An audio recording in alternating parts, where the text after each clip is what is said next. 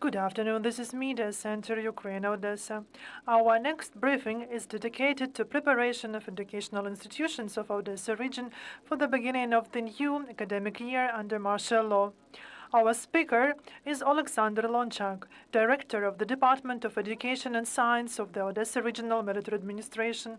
Oleksandr, the floor is yours. Thank you. Good afternoon, dear residents of the Odesa region, journalists.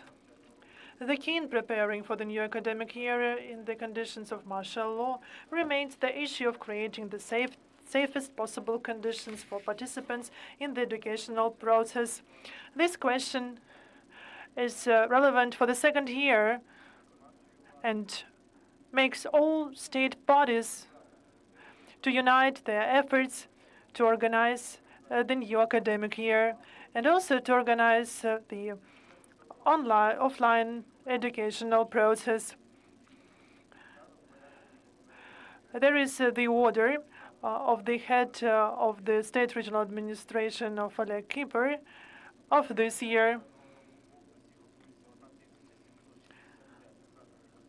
More than 1,000 educational institutions are being under preparation for education. Last year, we had 855 preschool education institutions, of which there were 239 full-time institutions, 239 mixed institutions, and remotely 377.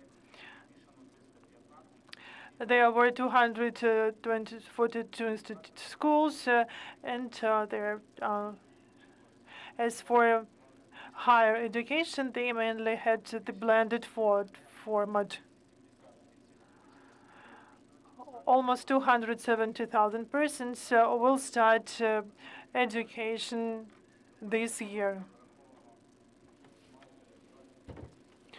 Almost 22,000 kids will study in more than 1,000 school classes. Last academic year saw more than 6.5 thousand children from IDPs. But according to our information, the amount of children on the territory of Odesa region is much more, and our task is involve as many internally displaced children as possible in the face-to-face format. Since February 22, the number of functioning shelters increase, and for vocational schools and high schools, more than 100. 39 objects in vocational education, for secondary education, 351 units, and 391 simple shelters. 108 shelters are closer to educational institutions that allowed for all the participants of educational process to hide there. In the preschool educational institution, the situation is not that good as at schools because there are only 266 facilities have like simple shelters. And for kindergartens, these are the basements that can accommodate only 50 children. But usually 350 children go to kindergarten. So when preparing this year, we pay attention to those schools and kindergartens that worked in remote format last year. And the organization of educational process requires a lot of measures and funds to equip shelters in these institutions. In 142 institutions of general secondary education, it is necessary to carry out works on the construction, reconstruction, major repair. The largest number of such institutions is located in the territory of Odesa district, including 96, 12 in Razdelnyansky district, 14 Belgorod-Dnistrovsky, Volgograd 27, Izmailsky 9, and Bereziv district 11. Moreover, we are defining the format of work of certain educational institutions in Odesa, whereas it is impossible to equip shelters, so children from those institutions will study in schools nearby. Moreover, it's institutions nearby. Students of such institutions will be transported to educational institutions nearby. At the same time, almost 50% of per-school education institutions do not have shelters because it is not feasible to organize shelters there. And they don't even have places to build new shelters. The only way out that we recommended to the heads of communities is to organize mobile shelters near educational institutions. So we organized short-term groups in kindergartens for parents of their children to continue working. For construction, reconstructions, and capital repair, we use different types of budgets at the central and regional level.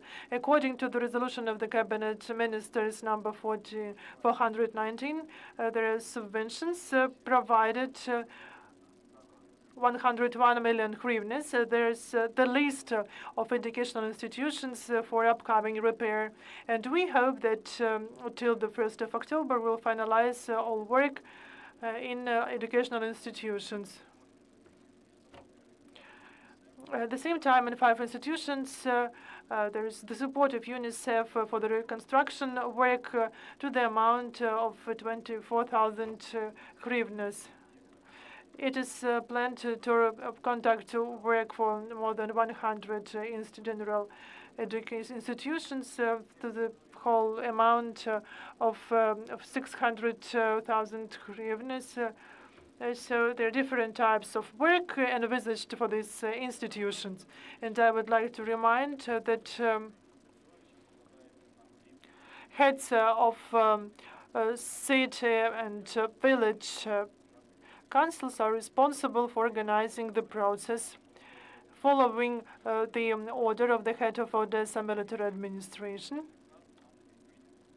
Relevant orders have been issued to the heads of communities. So before the 1st September, they should conduct inquiry among parents for them to select the education form for their children. And following the results of this survey, there will be different types of classes: face-to-face, remote, or individual form of studies is also envisaged. Before 14 of August, we recommended to carry out preliminary examination, so involving the representatives of the National Police, the State Emergency Service, and also the representatives of educational parties. After that, we will have 2 weeks for those cases where some gaps will be found. We will be able to overcome this and to renew studies in traditional format. According to the information we have,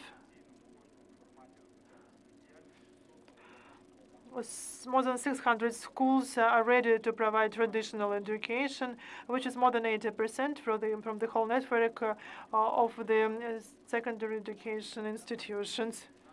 213,000 students will be able to study offline. Together with the State Emergency Service and together with the National Police, we organize safety classes, safe rooms in all schools.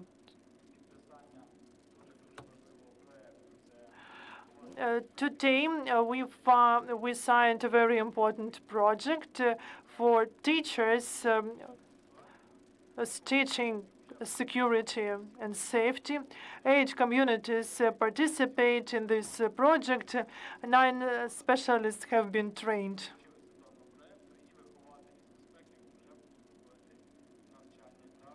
And more people will be trained to work in the educational institutions. So till the 1st of September, such classes should be in all schools in the Odesa region.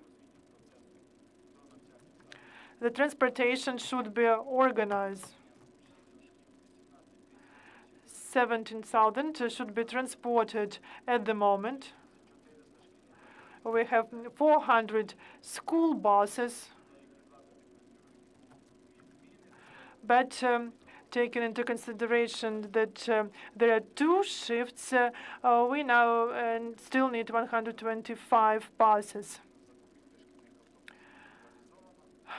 Public procurement is organized, and first 10 buses will be provided to communities, and we plan to buy 28 school buses that will be sent to educational institutions before the 1st of September.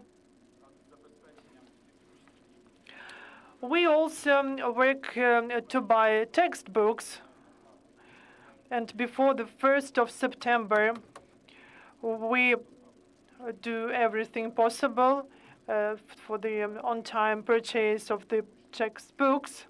We have textbooks for 6th grades, and we are waiting for textbooks for 5 grades, and also for students of the 1st to 10th classes. And we plan to disseminate them quickly to the educational institutions in need. A state regional administration of Odesa is involved in a great project like digital education centers. So we plan to have 8 such centers. We plan to involve internally displaced students, and these centers are very important to overcome gaps that were formed during COVID and the war. We continue our work to introduce a digital register for all schools, and there is a separate topic of the school food, and we had the regional forum on the reform of school meals for students to implement the strategy, which is envisaged till 2027. We initiate the projects to create the canteens, and also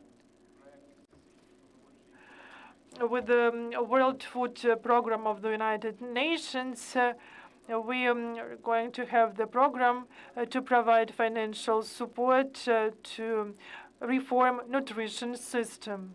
We have started work for a culinary hub. This is through the Odesa Vocational Training Center. 20 professionals have been trained. These are agents of changes who will train cooks in school canteens in communities. Similar hubs will be created in other parts of our region to train and to retrain as many cooks as possible. One of the important elements for preparing educational institutions for the next year is to train teachers. As of today, 24,000 teachers are involved in the process. They work in different areas. There are still vacancies, English teachers, math teachers. But we closely cooperate with the colleges, with higher educational institutions, and 227 young specialists in various subjects plan to start educational activities in educational institutions of Odesa, in secondary education institutions. We continue work to restore and to reconstruct the buildings damaged by Russian aggression. Starting from the 24th of February last year, 52 educational institutions have been damaged as a result of the aggression, including 21 schools, 2 preschool educational institutions, 5 out-of-school educational institutions, 1 orphanage, 2 institutions of vocational education, 5 institutions of advanced professional education, and 8 higher education institutions. 19 schools have been already repaired, and we are also involved in the UNDP project that will be involved in restoring more educational institutions. And we are also involved in the D-side project, offering communities 5 communities to get grant with the financial support to equip shelters to restore educational process in the the damaged educational institutions. In the period from the 20th July this year, 5 preschool and 6 general secondary, 2 after-school education, and 1 professional pre-higher education institutions of the Odesa region have been damaged. We hope that by the 1st of September, we will be able to repair these educational institutions, and they will be able to provide traditional educational services as it is planned for the 1st of September. We believe in our victory. Thank you for your attention. Thank you for your report, and I have a clarifying question. In Odessa, they recently started installing mobile shelters similar to Mykolaiv and Kherson. Do you plan anything like this for the Odessa region, not to repair basements, to install such mobile shelters which are cheaper than repairs? Thank you very much for your question. I know that Odessa Municipal Council plans to have such mobile shelters near bus stops, but we should receive recommendation of the State Emergency Services for using such mobile shelters near schools. The State Emergency Service does not recommend us to install such mobile shelters near secondary education institutions because they have not been properly certified. Thank you. I would like to add that there was official procurement procedure, official bidding by the municipal council, first to buy 3 mobile shelters for kindergartens because there is a big problem there. And several weeks ago, we have volunteers. They were waiting for the decision from the State Security Service. So we should ask them, have they been certified after the examination? I know that there is the expert report with regard to mobile shelters, but we need to amend the legislation to put such mobile shelters on balance as the dual-use object or in some other form. Thank you for such information. That was the briefing of Oleksandr Lonchak, the director of the Department of Education and Science of the Odessa Military State Administration. This is the last briefing for today. Please stay tuned for the next week.